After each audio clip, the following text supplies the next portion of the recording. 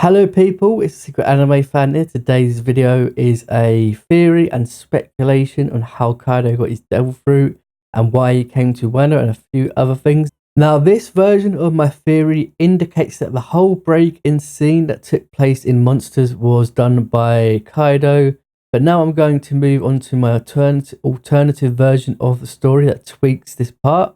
In this version, the break-in scene still occurs in Wano, so different from the one-shot, but Oda will still keep it related to the story of Ryuma.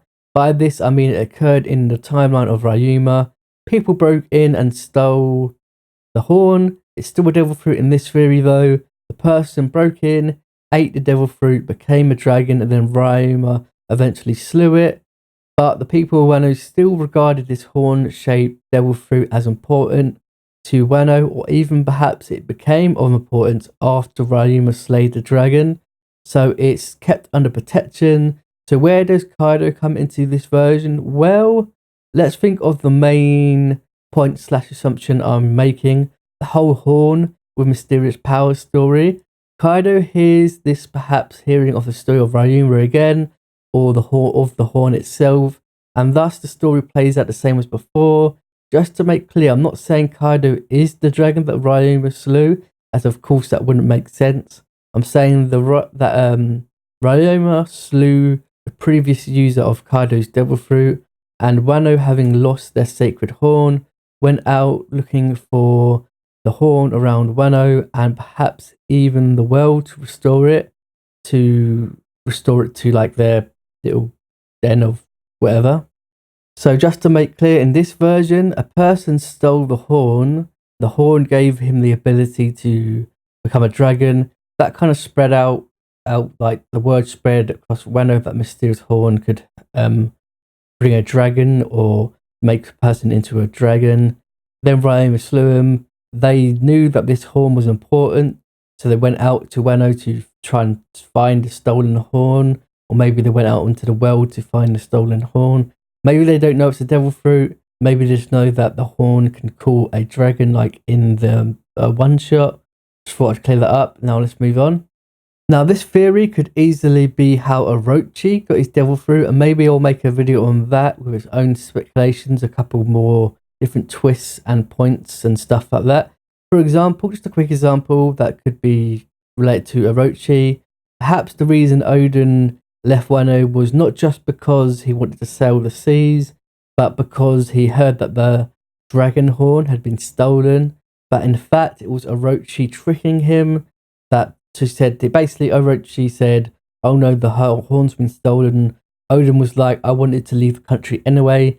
This is my excuse. Let me go and sail the country to find the horn." That's what he does. He comes back to Wano. Orochi had the horn all along.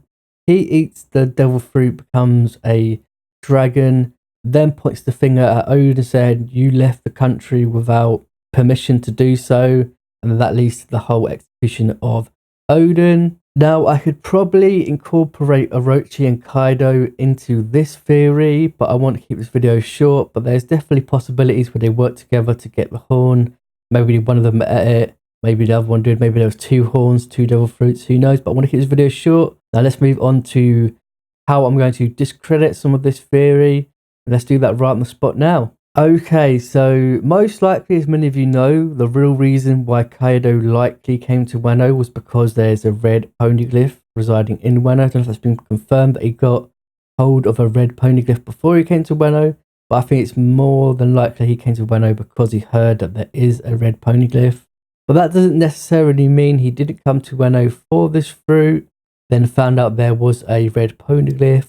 Thus, the reason he still resides in Wano is because the red poneglyph is there, and the devil fruit was just a bonus.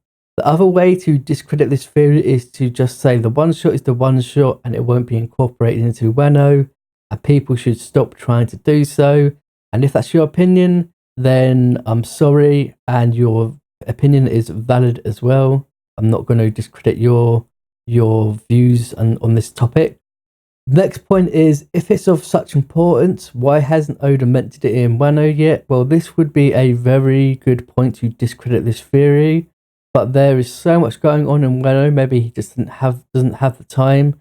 Heck, He might never reveal where or how Kaido got his devil fruit and the reason he came to Wano. Hopefully someday he will.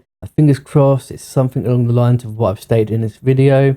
Also, you could argue that the ship has already sailed with the recent events in the chapter with Tony Yasu's execution. I can't remember his real name. Is it Yasui? Something like that. You would have thought that maybe with his execution he would have mentioned this magical horn in some capacity or something. But he did get caught for stealing. And what's a sure way to get that? What's a sure way to get the attention of Wano than stealing something important to Wano? Maybe he went out and stole this horn. They caught him and didn't treat it as just a normal incident of theft. So they looked into this guy called Tono Yasu and they found out his real identity. That could happen, but why wasn't it already mentioned? He did mention, was it the thief? He did mention that he's not the actual thief. So maybe the boy witcher, what's it called? So maybe that person is actually the thief who will go on to steal this horn. That's another topic of this video I could discuss, but let's move on to another point to discredit this theory. Now, my next point to discredit this theory would be, and it's spoiler incoming from manga chapter 795. This is the chapter where Kaido's character design was finally revealed. You know what I'm talking about, the time he jumped off a sky island to the ground to stand right in front of Kid, Hawkins and Scratchman the Pooh. Well, it mentions part of his history and it states that he had tasted defeat as a pirate 7 times, had been caught by the Navy or an enemy no less than 18 times, and was tortured over 1,000 times. They tried to kill him, but no one succeeded. Not a direct quote, but you get the picture. Other than being an epic introduction, it also brings up a whole other potential theory that I'll talk about briefly. If this all happened before the timeline of my theory, then it would likely discredit it severely, as Kaido's inability to die or his toughness is likely related to his devil fruit, and this makes me think perhaps Kaido actually consumed his devil fruit as a child, like Big Mom, and thus has gone through countless tortures and attempts on his life. But that's for another video. Just going to throw out another observation I thought of. Perhaps Kaido and Big Mom were recruited to the Rocks Pirates, or the Lux Pirates, whatever it's called, as young kids, and the Rocks Pirates were partly or entirely consisted of child prodigies or monsters, so to speak. But with the origin of Big Mom, that's also unlikely. I would have to reread her origin story, but that would be a really interesting road for Oda to go down.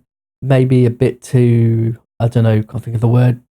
Anyway, I hope you enjoyed the video. I made this video at like 3 AM, so I'm really tired, so hopefully I haven't made any big blunders. But if I have, let me know in the comment section. I would love feedback so I could potentially remake this video. Please like and subscribe. I have other One Piece content on my channel, like character stories that act as overviews as well, if you're interested in that. I basically cover their stories, abilities and personalities, and I just discuss their character in general. I also do manga reviews from One Piece, My Hero Academia and The Promised Neverland, and expect more One Piece theories. It's only my second theory, so go easy on me. But yeah, see ya.